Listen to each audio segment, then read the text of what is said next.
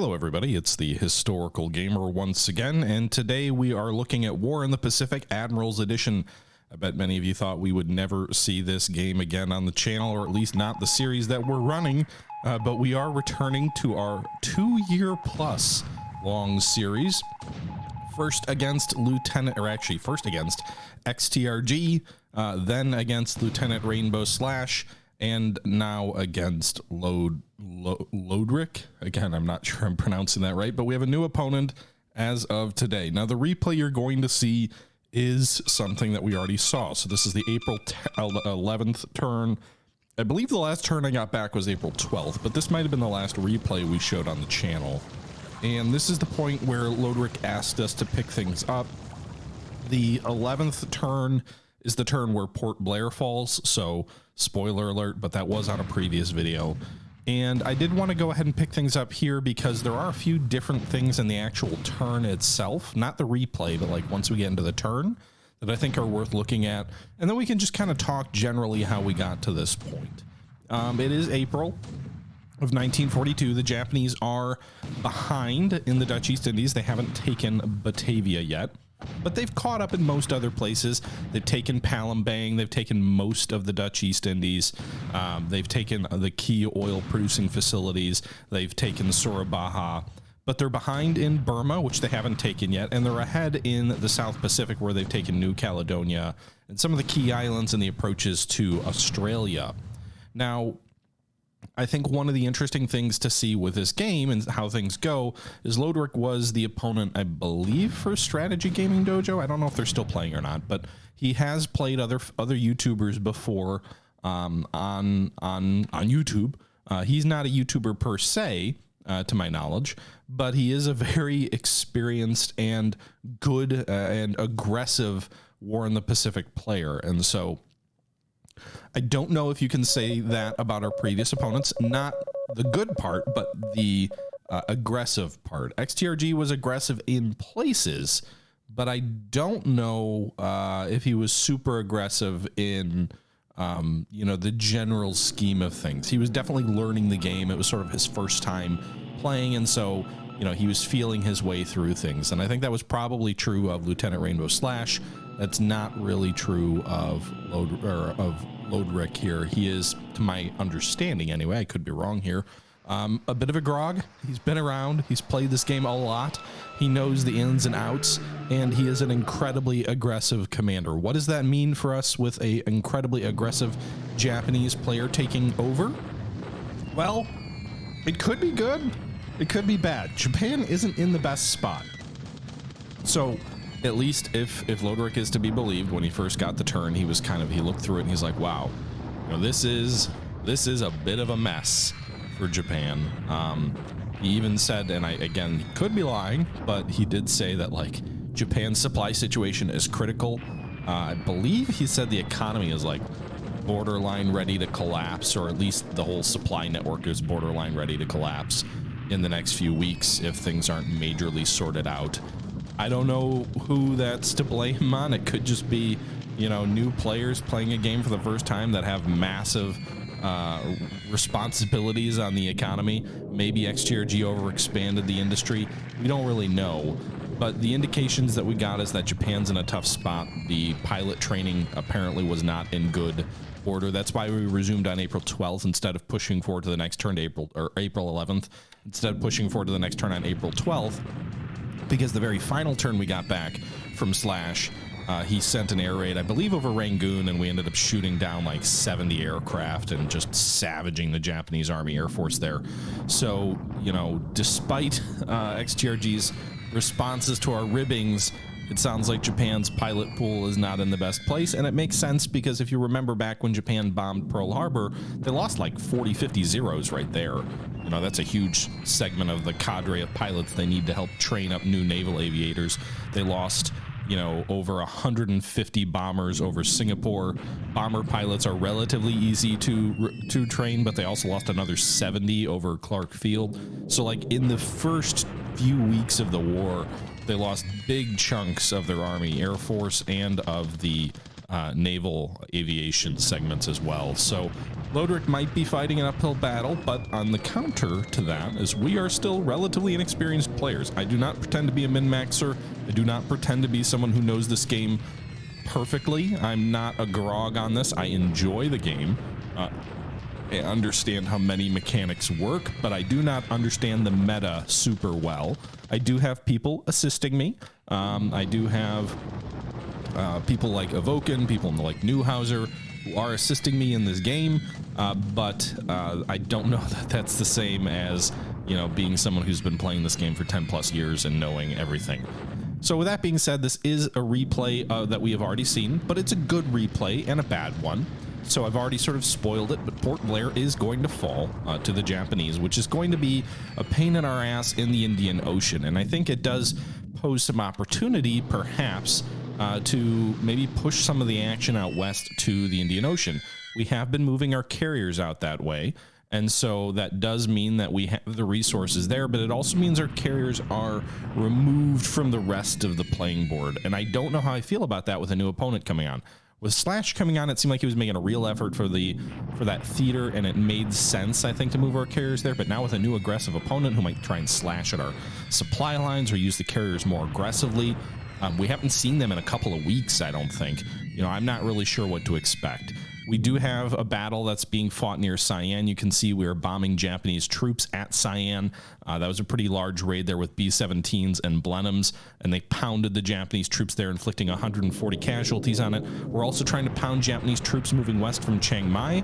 We know that there are Oscars, at least, that are flying out of Chiang Mai, because we just saw some Oscars in Cap. But there were some Japanese troops that are moving west toward Pegu through the jungles from Chiang Mai, hopefully, or at least apparently with the intent of cutting off 2 divisions that were south near Momon. So we had been moving our troops northeast to try and counter them, and we were using bombers to slow the Japanese progress down, just as we were previously doing at Cyan, where now a Japanese advanced force of a division or a couple of brigades or whatever it is hanging out there waiting for armor to arrive from the east. And so we've been using our air forces in Burma and in China to try and slow down Japanese advances. Our supply situation in China is immaculate, by the way. We'll have to take a look at that in the next few days, but I think we have like 170,000 supply, and the game starts you with like 60,000, or maybe it was like 80,000. I know we've more than doubled our starting supply in China.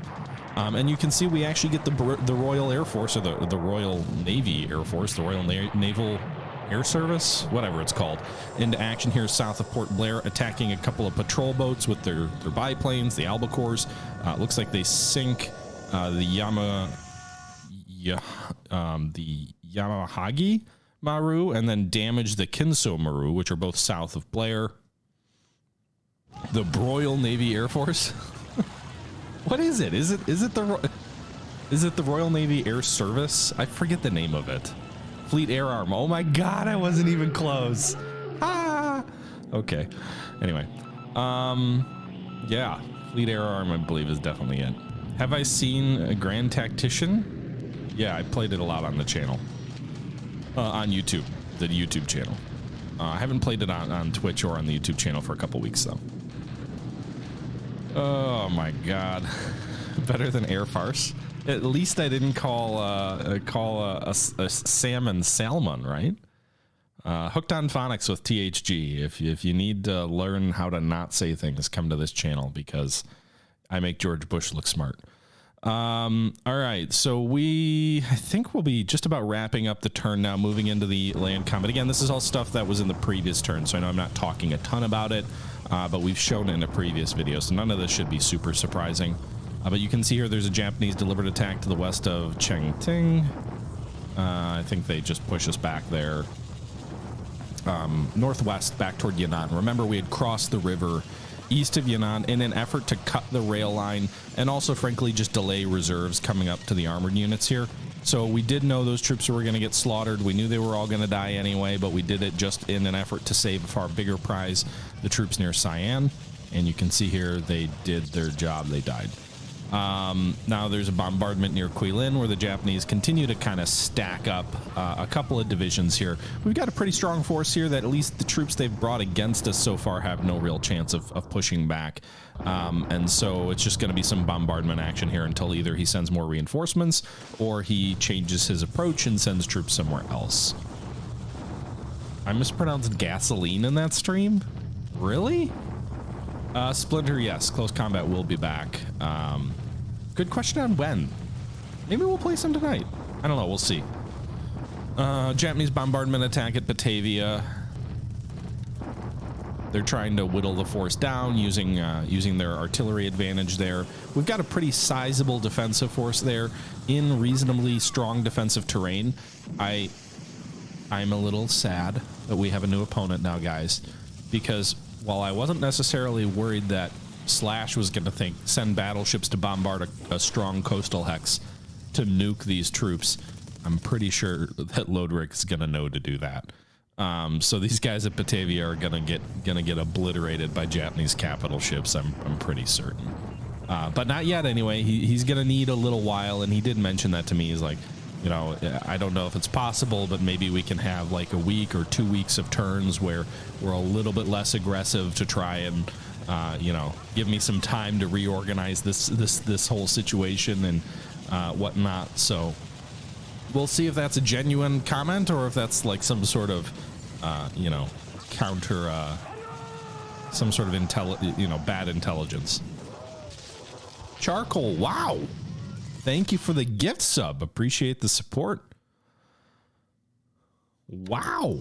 All right. Japanese naval, Japanese attack at Balclad in the Philippines against individual Filipino Army Infantry Regiment, which they overrun. Yep. Deliberate attack at Sandpit. They're going to overrun the force there. Or maybe not, just sort of slowly grind them into nothing. There's nowhere for our troops to retreat there. Allied deliberate attack at Cyan. This is the big one. We've already shown it, but I think it's worth showing again. You can see here a large counterattack occurring at Cyan with a huge number of Chinese forces. Anytime the Chinese attack the Japanese in China, they're going to lose a lot of men. That's the one thing about this game is like the Chinese can't attack. For whatever reason, no matter what their odds are, unless it's like 20 to 1, the Chinese take absurd amounts of casualties every time they attack. But they can do good, and that's hopefully what we're going to see here. You can see they're attacking an armored car unit, so actually technically an armored unit, though no tanks, I don't think. There's 4 mixed brigades, and then there's a full-size infantry division, the 41st Infantry Division. I did not know when I ordered the attack that the 41st was there. I thought it was just mixed brigades. I thought we would wreck those guys. But we still have pretty good odds here against even a much stronger Japanese force. If we speed things up here, we can see these numbers drop dramatically. The 4th actually drops almost all the way down to 0. The 8th Independent Brigade also gets savaged down to like 6. The other 2 brigades that retreated there at the end didn't lose too badly. We had 9 to 1 assault odds. Despite the 9 to 1 assault odds, we still lost 4,900 men, almost 700 squads destroyed or disabled, which is really going to impact our ability to attack in the future with those troops. However, we inflicted 12,523 casualties on the Japanese. We destroyed 317 infantry squads, disabled 407 more. Non-combatants, it's even more stark. The Chinese only lost 51. The Japanese lost 158 destroyed, 116 disabled, 10 engineers destroyed, 34 disabled, 45 guns lost, 25 of those destroyed, 30 vehicles lost, 9 of those destroyed. The vehicle losses are pretty considerable there too. That was a very good turn for the Chinese in China, with a massive Chinese counterattack at Cyan. That probably saved Cyan, I would assume, for a little while, because I don't think he's going to want to march those armored units to the east of Cyan in without infantry support. And I'm assuming the troops there were his intended infantry support. So he's probably going to take a little bit of time to lick his wounds, or maybe reposition. I guess we'll see. But I think Cyan is safe for at least the next week, thanks to that attack.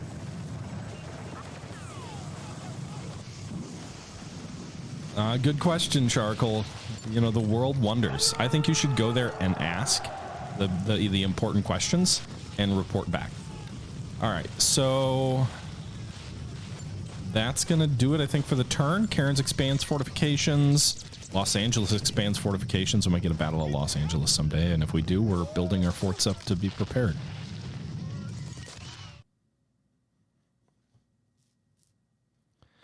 And yeah, so that's going to do it for the turn. I'll jump in and take a look at a few things and kind of talk through, I think, what our approach is going to be, because I think so there's some interesting updates to this turn that we saw when we looked at the turn that might give us some insight into Lodrik's at least short-term planning in terms of how he may be approaching a couple of different areas on the map. So let's fast forward through that. All right, let's close that. I hate how it does that. And then we're going to go ahead and open this one, which was, I think, the last save I have in here that Evoken was doing some logistics.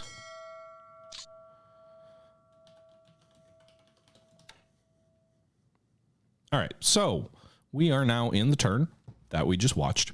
It is the April 12th orders phase, 1942. And if we take a look at the intelligence, air losses this turn, Japan lost 6 aircraft, 5 operational, 1 in air-to-air. We lost 3. Pretty quiet day in terms of air combat. We saw a fair number of Japanese sorties, 4,200. The Allied sortie levels are at 4,500. They probably could go higher if we really want to get our training up, but I think those are in a relatively healthy place. Japanese losses have exceeded almost over 1,600 aircraft so far, so they are losing a lot of aircraft and pilots. And again, I think that goes to Lodrik's point of Japan being in rough shape. It is April of 42, and the Allies have lost 300 fewer aircraft or 250 fewer aircraft than the Japanese. Just sort of put that in context and then think about the pilots and the experience. If you take a look here and you remember, like, who are our top pilots? Our top ace right now is dead. I didn't know he died. T. Cole, maybe he did. I don't know. It's been a while. But T. Cole had 8 kills and was killed in the Flying Tiger Squadron.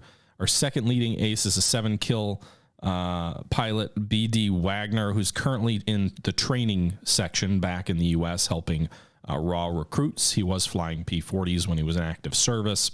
We have a couple of additional pilots here in the AVG group, which is the All-American Volunteer Group, the Flying Tigers. We've got Pappy Boyington, and we've got C.H. Older, both with 7 kills. And we've got quite a few aces so far. You can see we have a lot of guys who have shot down a lot of enemy planes. We've only lost 284 pilots killed so far in the war. If we take a look at ships sunk last turn, I don't think anything. Oh, actually, yeah, we did get that one Japanese patrol boat near Port Blair. But then if we take a look at all dates and we go to points, as a reminder, the lovely Haruna, which is festooned on my wall up against, on the floor up against the wall, that lovely artwork that XTRG had commissioned. We've got the Haruna sunk 182 points. Looks like the other battleship was at the, I forget, was it the Congo? There was another battleship we were claiming as sunk, but it looks like that fell off, so the fog of war fell away there. Japanese have done a fair bit of damage to our troop transports, which is a little bit of a concern. We don't have a ton of those early in the war, and we've lost the President Coolidge. We've also lost a fair number of those guys. President Coolidge, Ringata, Hugh L. Scott, Wharton, Duntron. Not a ton of them, nothing that's like crippling, but one big transport, and then I guess 2 big transports, and a couple of smaller ones. Japanese haven't lost a ton of shipping generally. They have lost 2 troop transports. They have lost the battleship, some AMCs, a couple of light cruisers, actually 3 of them. And a few transports and submarines. I feel like the area we've been the most successful in has been in anti-submarine warfare, where we have claimed a fair amount of subs.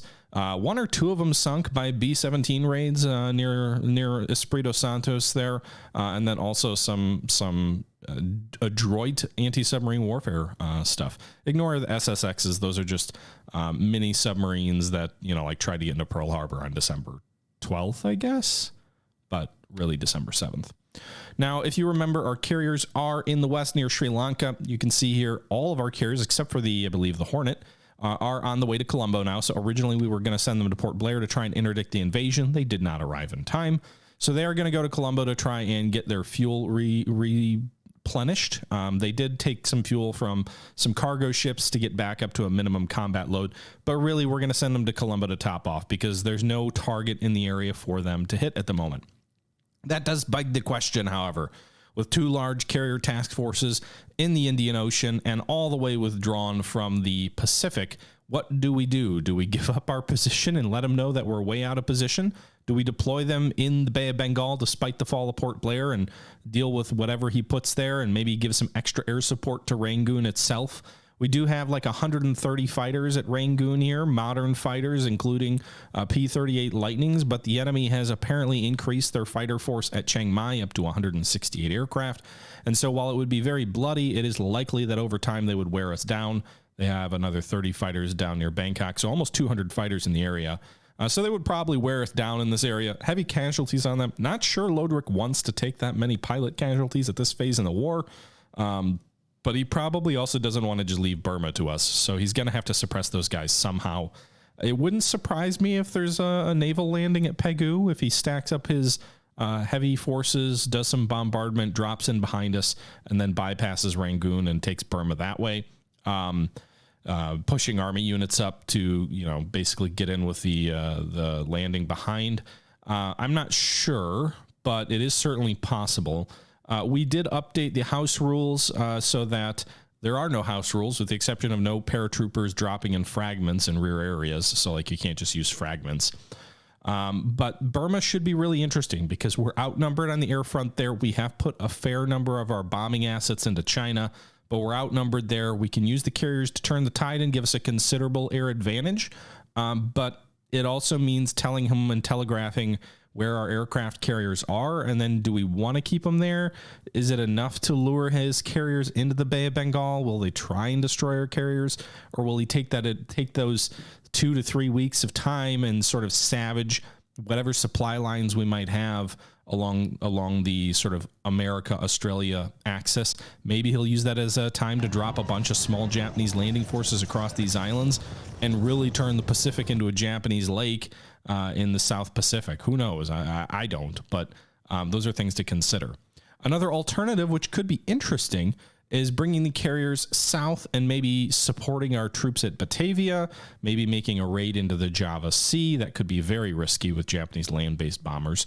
Or maybe making a few raids on some of the oil targets in the area. Those could certainly bring his carriers out if we bomb oil targets. Another interesting target idea is Sabang. Actually, is it Sabang or where is it? Is it Sabang or Medan? It's Medan. Another interesting idea would be like Medan, although it's probably too close to Singapore to risk it. But like if we could find a target where there would be considerable oil and supply producing facilities, if Japan's supplies are really in dire straits, bombing an industrial facility that creates a lot of those supplies seems to me like the logical thing to do. As a reminder, we do have the sort of garrison in the Philippines still surviving. They're currently out at Clark Field, about to start wasting away. They have almost no supply. There's 7,000 supply in the hex total, but the actual units are starting to run low. So we've got USAF is low, 4th Marine Regiment is low, 2nd oh my God, I can't pronounce live on stream anyway. The 2nd Const Division is low on supply. The engineers in the Manila, basically a lot of these units are low on supply. Some of the anti-aircraft units don't even have any supply at all. So, he will take the Philippines soon. He'll get a big bag of prisoners. We pushed out to Clark Field and wrecked 2 Japanese divisions there, but it wouldn't surprise me for him to come back and hit hard soon. But yeah, so Jack Tank, this is actually the previous turn where Port Blair fell, and the counterattack at Sion went very well. So technically this has been shown on the channel before, but it's more about like updating people on where we're at. We will have a new turn in a little bit on this same episode. So additionally, because I do actually have Lodrick's turn back already, so we are going to see some new combat in a little bit. Meanwhile, one thing that looks very interesting to me is that the Japanese are pulling back in central China. So as a reminder, under XTRG, they took Changsha, they pushed across the river to the west. We formed a new defensive line behind whatever the name of this river is, I don't know, in central China that really blocks the direct access to Chongqing. These hexes are rough terrain, so they're ×2 defensive. We built the forts at Chikikarng here up to level 5. So level 5 behind a river, which requires a shock attack. Level 5 forts, shock attack, good terrain. This is a bastion to defend. And then even the troops in the non-city hex have built their entrenchments up pretty strong as well, up to level 3 forts. And they compensate by generally just by having more troops.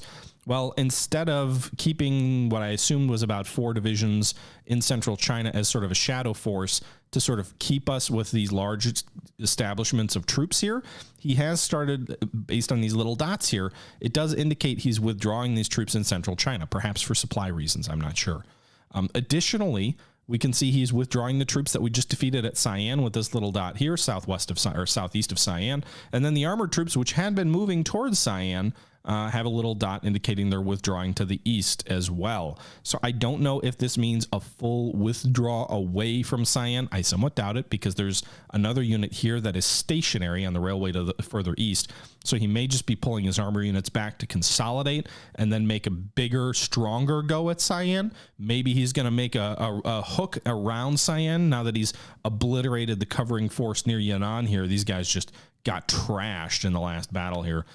So maybe he's going to make a flanking movement around Yan'an and then come in behind Cyan, or maybe he's just trying to get his troops more consolidated in a better supply situation before he lunges further forward. But with that being said, that's the situation in China. And I don't know that there's a lot else to really highlight. I mean, the Australia is happening. Australia is happening. But there's nothing like we have Australia, and there's not a lot else to call out there. We did get the Americal division into the Australia theater, so this American division would be the first division to arrive in Australia. We resupplied its ships and are sending them out to Colombo. That's still going to be like a month away, but if we do have, we really need to reroute these guys so they don't go right up the neck of Java, unless we want to have an American division die on ships at sea. So we have that American division. And then I think we've got another division out here. We've got the 27th Infantry Division, as well as some field artillery units that are making the transit through the Panama Canal out toward South Africa. And then from there, they can either make the decision to go to Australia from the west or to Burma to the north. So 2nd American Division is on the way. So we're really in this interesting period where we are starting to get considerable land reinforcements. We're starting to get reasonable amounts of American air power. The P-40, for example, has 51 aircraft in the pools, with another, there's 51 P-40 aircraft in reserve, 32 P-400s, 22 P-39s, 15 P-38s. So we've got a reasonable reserve of aircraft to fight some air battles. And we also have now 2 American divisions flowing into the theater. We have 3 British brigades on the way south from the Middle East, which are also on the way into the theater. You can see one of them is somewhere around here. Somewhere. They're here, I swear. Yeah, right here. One of them, the 14th. Actually, the 45th Recon Battalion, the 116 RAF Base Force, 14th British Infantry Brigade. And then we've also got there's more around here somewhere, but we have 3 British infantry brigades coming in as well. So, you know, we're getting considerable reinforcements now. Japan is kind of at the end of when they can make easy offensives, and yet we have an incredibly aggressive Japanese commander, but and the Japanese carrier force has not been dented. But the flip side to that is also that the Japanese are apparently dealing with some serious supply constraints. So that's the situation we find ourselves in. And with that being said, guys, I'm going to go ahead and close this for just a minute, and then I'm going to go ahead and pull up the new save file, and we're going to take a look and see what the next turn has in store. And this will be a fresh replay, so one we haven't seen before, and the first replay that we get to see with Lodrick making his tweaks and changes to his run as Japan. And someone told me in the chat, by the way, that apparently he does have a YouTube channel. So Newhauser, or if someone tries to post the link in the chat, I would just let him if folks want to see his channel. Just remember, if you are going to look at the Japanese replays, I don't want you commenting in my chat, either on YouTube or on Twitch, about anything about the game in terms of like what you should do or what's going on or anything like that. Because loose lips sink ships, and I don't want to spoil any Any multiplayer game, even through accidental disclosures where you think it's harmless, but it really might not be. Because we really do analyze everything that we can. But I am going to go ahead and close this, and then I'm going to go ahead and put the save in, and we'll get it up in just a sec.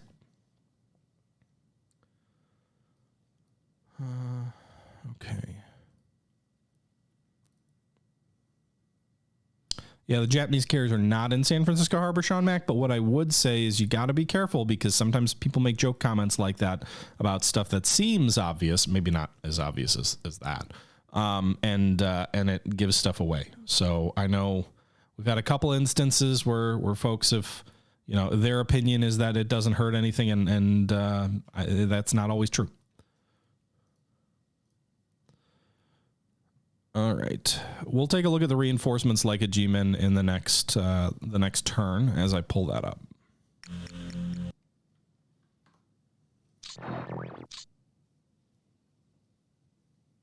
Gonna hum the Jurassic Park theme while you wait. By the way, Commissar Vistu, thank you very much for the sub. Appreciate the support. I'm having a good one. Gary Owen, indeed. And I hope you're doing well as well. Sarian, thank you for the follow. NC Dub, thanks for the follow. Master West Gaming, thank you for the follow. X2 Faced, thank you for the follow. And my ND strip given back with a oh wait, my ND strip gifted to Charcoal? I had that backwards. My bad. Well, Charcoal, I hope you said thank you. Thank you, my ND.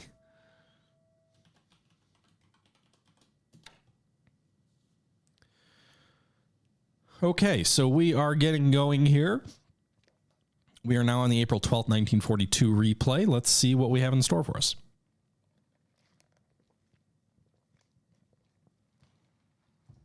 Okay, so we're in the night phase. Thanks, Tortuga. Good to see you as well. Oh, shit. Well, that was fast. The Japanese sub is putting torpedoes into a tanker. Good start, boys. 2 torpedoes into a tanker off the west coast of Australia. Oh, let's hope that's not a harbinger of what to expect. Silence, Charcoal. No cheering for Japan in this chat. All right. An American submarine is looking for hit but no explosion. You bastard. When will the Mark 14 be fixed? It feels like never. Torpedoes into American tankers or Allied tankers. American torpedoes failing to detonate. This is just a great start. War in the Pacific, how I missed you. All right, so they're depth charging the Triton. No real damage there, it doesn't look like. I think that's going to do it for the night phase. Relatively quiet. Some submarine activity, and that's about it. FU Ordnance Department. Goddamn right, Jack Tank. All right, so we're into the air operations phase. We're doing some recon here. I doubt we'll see anything dramatic at this moment. I don't think he would have picked the turn up and just, like, formed a task force and sent it... hurtled it our way and already gotten in range in the span of one day. That seems unlikely. What did we see? Some subs out near Tahiti? Is that? Near some of the French colonial holdings in the South Pacific? I'll have to take a look at that. Okay, so some air operations. Oh, wow. By the way, I totally forgot to alter our bombing strikes and orders in like China, so... I would assume most of our pilots will get a day off because we ordered them to bomb Cyan. Maybe we should have ordered them to bomb the troops that are moving east. It does look like we've got at least some medium bombers going in and attacking these guys. This hex that they're attacking is the armored thrust of the Japanese. Oh, and wow, we damaged 9 vehicles and destroyed 3 with a low altitude strike with A-29s, DB-3s, Blenheims, and Hudsons. That's a pretty good result for such a small force. No Japanese air cover either out protecting those guys. Also bombing Japanese infantry across the river here. Not going to do anything there, but that was mostly about gaining some intel on what these units were. 8 more medium bombers here going up against the Japanese armored thrust that is withdrawing. So presumably we did so well on that one air raid is because I'm guessing the Japanese armor was set to move orders. So they were a little bit more exposed to air attack, and they had no cap over them, so our bombers were able to come in largely unscathed. We got another vehicle destroyed here, so... And we've got apparently 15 more aircraft coming in south of Cyan, 6 B-17s and 15 Blenheims. And no damage done there. Might slow the withdrawal down, though. And again, while I'm not intending to be like super aggressive if he's asking for a little bit of time, I also don't intend to give him a free rein on redeploying without cost. So if he wants to withdraw, if he wants to redeploy, and he doesn't, you know, want full-blown Allied counteroffensives, well, I wasn't going to do a full-blown counteroffensive in the first place, so I'll oblige there. But not just going to let you withdraw under clear skies. So it doesn't look like he has any air cover over those troops that we hit. And any enemy armor that we can destroy or disable is a godsend outside of land combat, because Japan has so much more than we do in the Chinese theater that it makes me sad.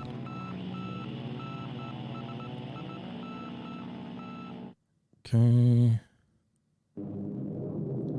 Maybe Sean Mack. Maybe. 34 G3M Nels are hitting our troops north of Moresby, who we've been trying to slowly evacuate with air transports to Australia. Most of the guys left have no supply, so they're going to be very vulnerable. You can see here 43 Allied casualties to that airstrike.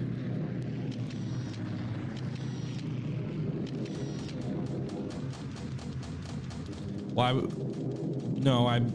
I thought it was... Anyway, it was 15 aircraft, I believe. 6 of them were fortresses, but...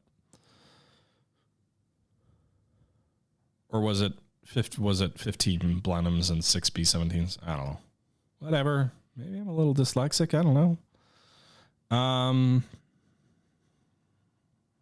So that's it for the AM phase. Actually, that's it for the whole phase. So Japanese delivered attack here north of Hankow against our 45th Corps.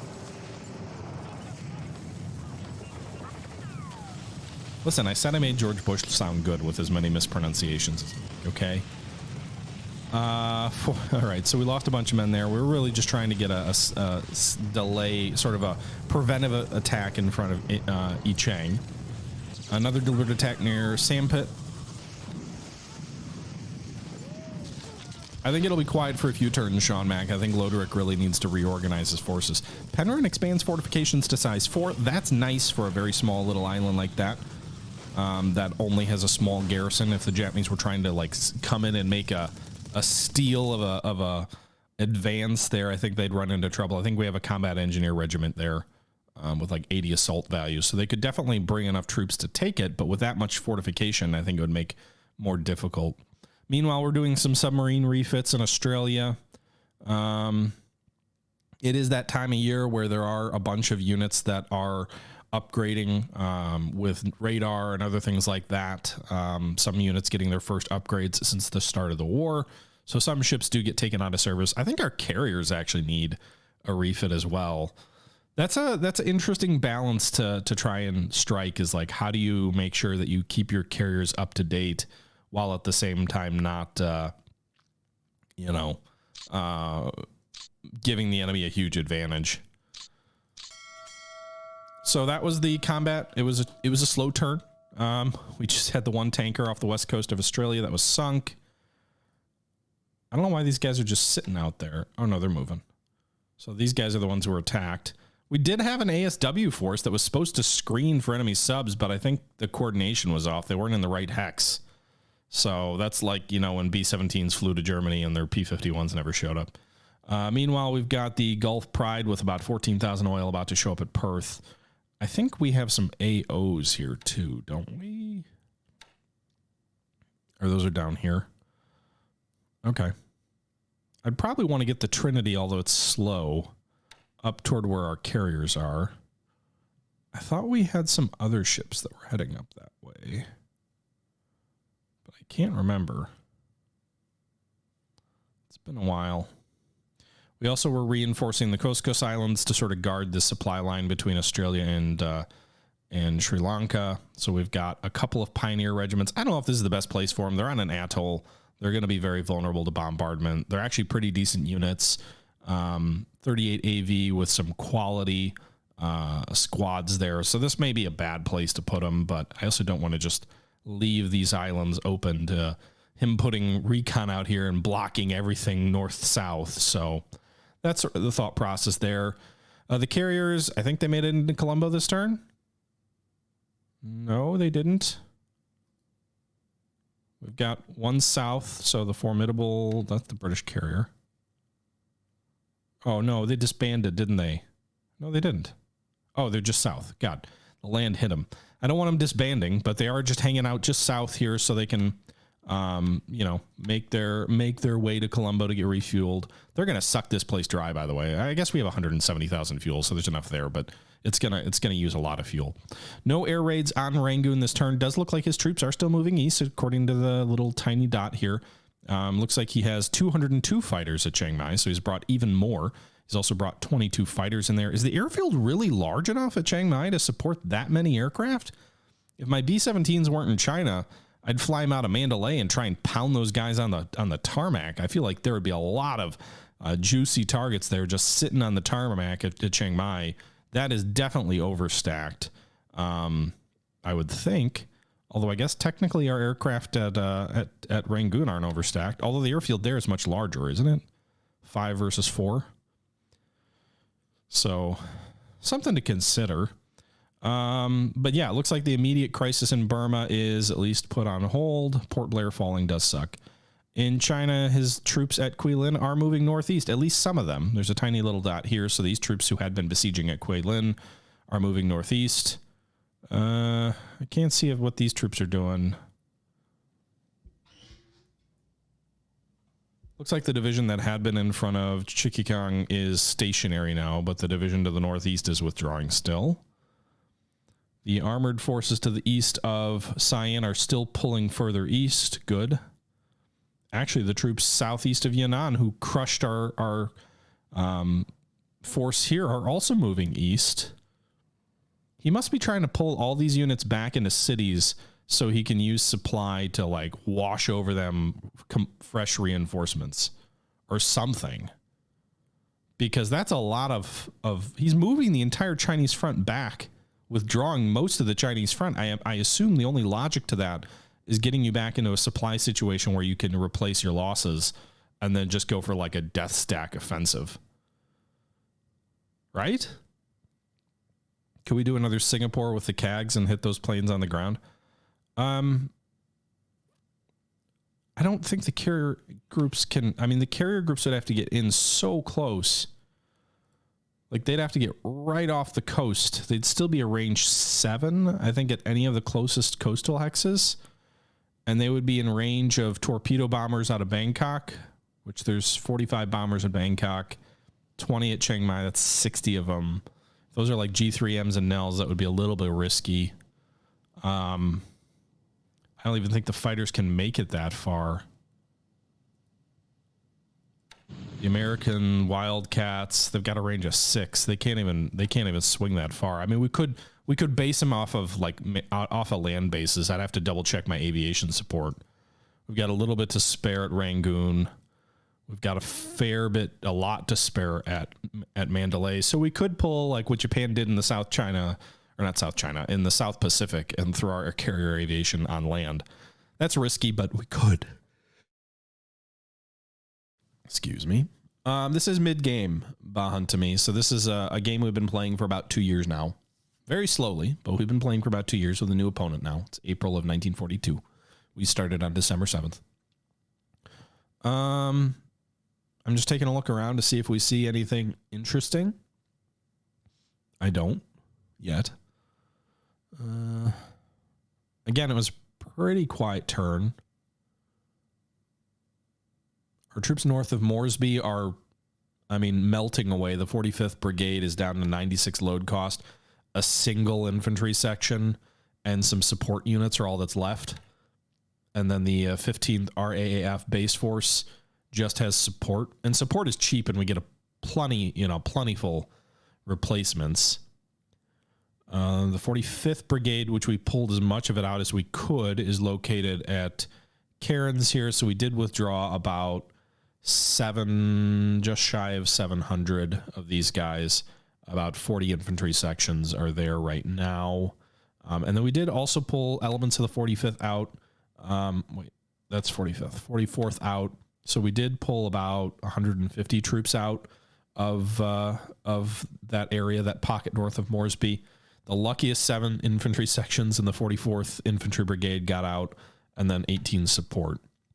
But that pocket's going to be gone next turn. So either all withdrawn or dead. If we take a look at the aircraft carriers at Pearl Harbor, or the aircraft carrier at Pearl Harbor, we do have the Hornet.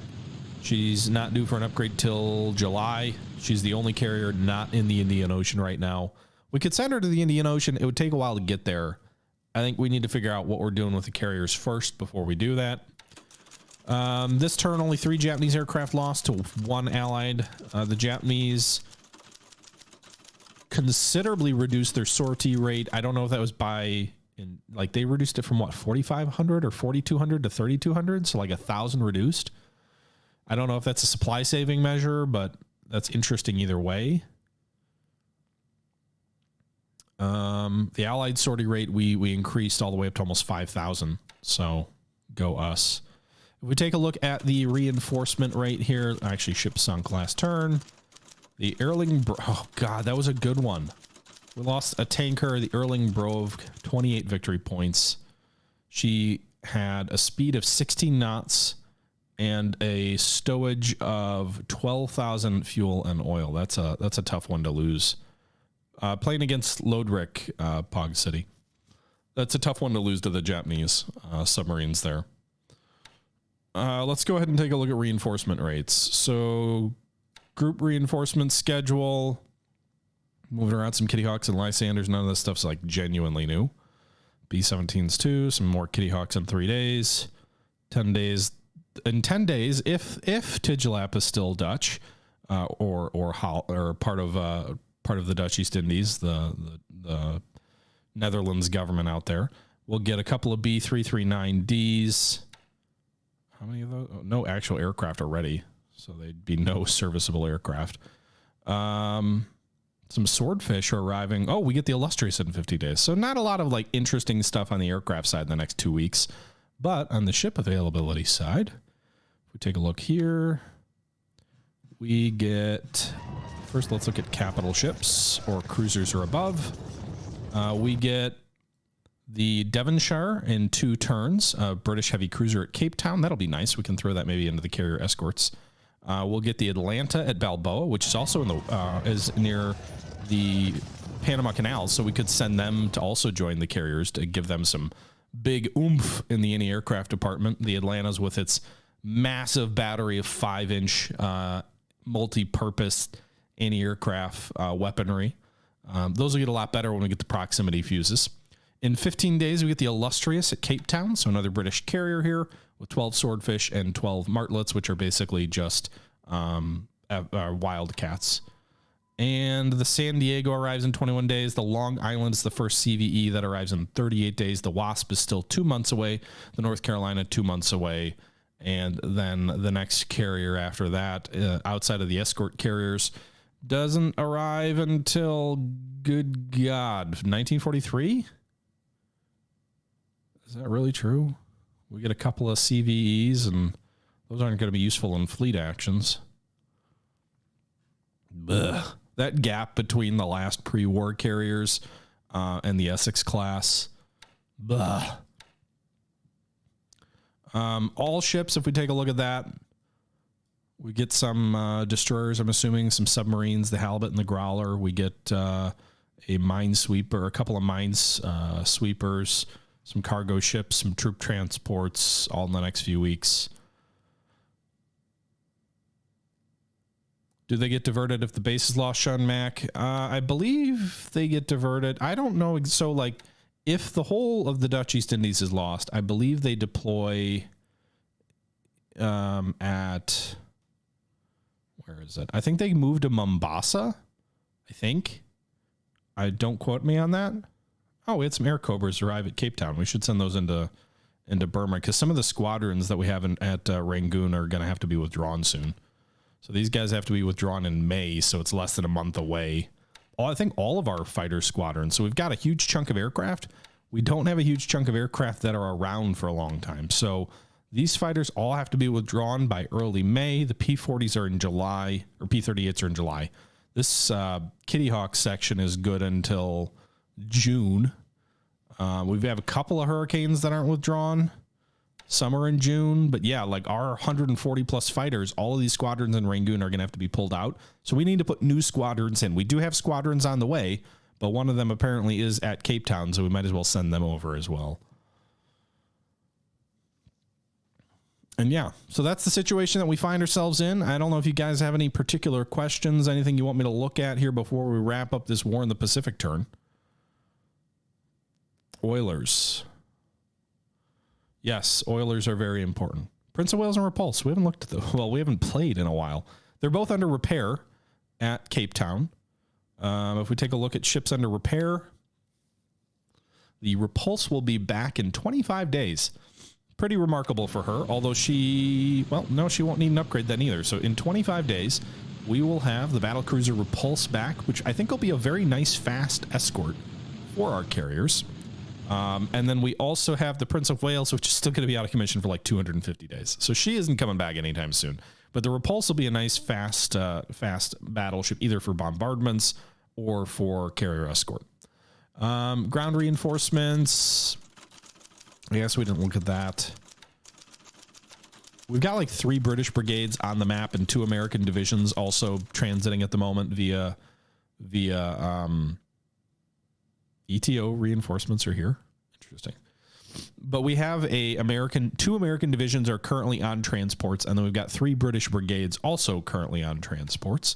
But if you're talking about stuff that hasn't hit the map yet, in 2 days we get some base forces. We get an Australian Army HQ. We get the ground group base force here. 223 will be arriving in Aden.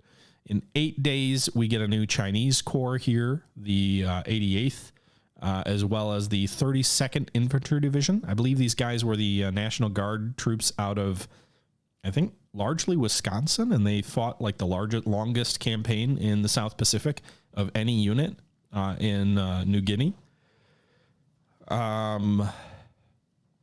And then in 10 days, we've got a couple of tank battalions arriving at Pearl. We've got a separate infantry regiment arriving at Tacoma in 18 days. And then we've got a Canadian brigade arriving in 18 days. And when that Canadian brigade arrives, the war, it might be restricted, but the war is over. Once those Canadians arrive, victory for the Allies.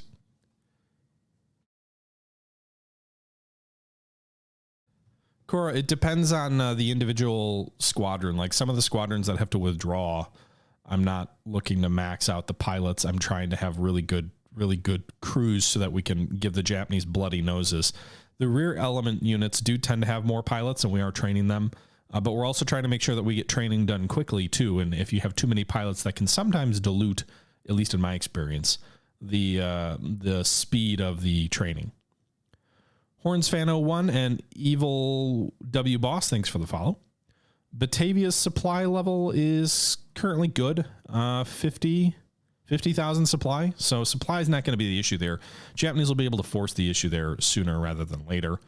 In terms of the troops there, the forts are currently at 3. We're at 98%. So like if he gives us an inch, we'll be able to get up to a level 4 fort, which would be huge. But I don't know that he's going to do that if he keeps up the pressure and bombards us and does other things to delay the fortifications being built. Now, maybe he won't know we're there, and he'll hold off on bombardment for a few days to build up supplies for himself, and that'll give us an edge. I don't know, but we'll see. How do you win the game? Basically by victory points. So right now the Japanese have 15,000, the Allies have 9,200. That sounds bad, but Japan gets an auto victory in 1942 if they get 3 times the Allied score. That's probably unlikely in 42. A good Japanese player could do it. If he sinks all the carriers, that's a bunch of victory points. If he takes Burma and then India, that would be a huge amount of victory points. But basically, my understanding is the way things are going right now, He would probably need to take all of China, all of Burma, and all of India in 1942, which is a lot to do in just 8 months, to win. Or he would have to like cripple our fleet and take Burma and then maybe take Australia instead. Like there's ways to win for the Japanese, but really it's not likely that you get an auto victory in 42 at this point. And so what'll happen is like every time you lose an aircraft, you lose victory points, or the other side gains victory points. I think you get 1 victory point per engine destroyed on an aircraft. So like a 2-engine bomber is 2 victory points, a 4-engine bomber is 4 victory points, and a fighter's 1, I think. I'd have to go back and look at the rule book. And then like 6 squads are a victory point. So if you inflict casualties on the ground, so you get inflict points by inflicting losses or casualties. You also gain points by taking bases. So like if we look at Calcutta here in India, Calcutta is worth 750 victory points to the Japanese if they can take it. It's only worth 15 to the Allies. So like each side has a different value that a base is worth. If the Japanese take Wellington in New Zealand, you can see here that they'd get 220 victory points. It would obviously be very valuable to the Japanese. Auckland is 950. The Allies, it's 190. Whereas like usually bases that are your objectives are going to be worth more for you than the enemy's. So if we go all the way up to Tokyo here, we can see it's worth 7,500 victory points to take Tokyo for the Allies.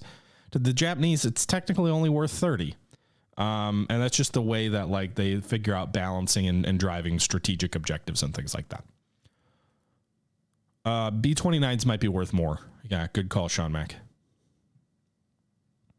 So it is a challenging game. It is massive and complex. Every turn is 1 day. So this is, you know, when people play these PBEMs, when they play them versus people not doing YouTube stuff and they do 1 turn a day, it takes literally like 5 years to complete a PBEM if players don't quit. On a YouTube channel like this, where it's not the only thing I'm doing, it takes even longer. But you know, sometimes that's the way it goes. Naval war has been pretty quiet lately, I'd say. Not a lot of naval action. Although we did get that 1 patrol boat. We got a carrier victory last turn. The Formidable is withdrawing after her grand victory in the Bay of Bengal against the PBs, the patrol boats here. Her squadrons of albacore struck terror into the Japanese sailors. Did they use torpedoes or bombs? Let's take a look. Torpedoes, 45 out of 45, so they use bombs. Aircraft carriers have a limited amount of aerial torpedoes that they store, and these guys can only obviously carry 1 per flight, so it limits your sorties. I do love the way the aircraft carriers have a sortie limit and also torpedo limits. I think it'd be cool if they had bomb limits as well, rather than just sort of consuming generic stats for bombs. But I do love that. The air ops side of me loves seeing that.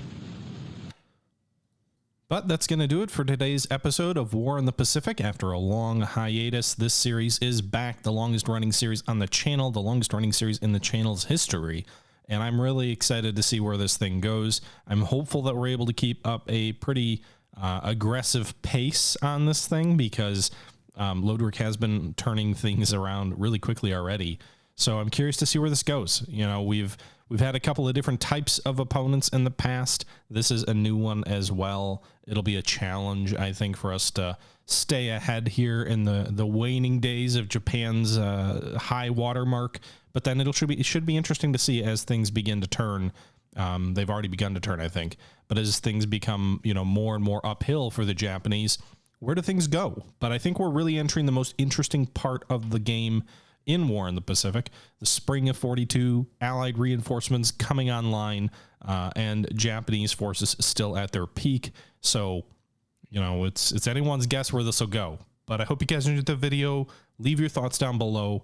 As always, and until next time, this is the Historical Gamer saying once again, thank you very much for watching, and until next time, I'm out.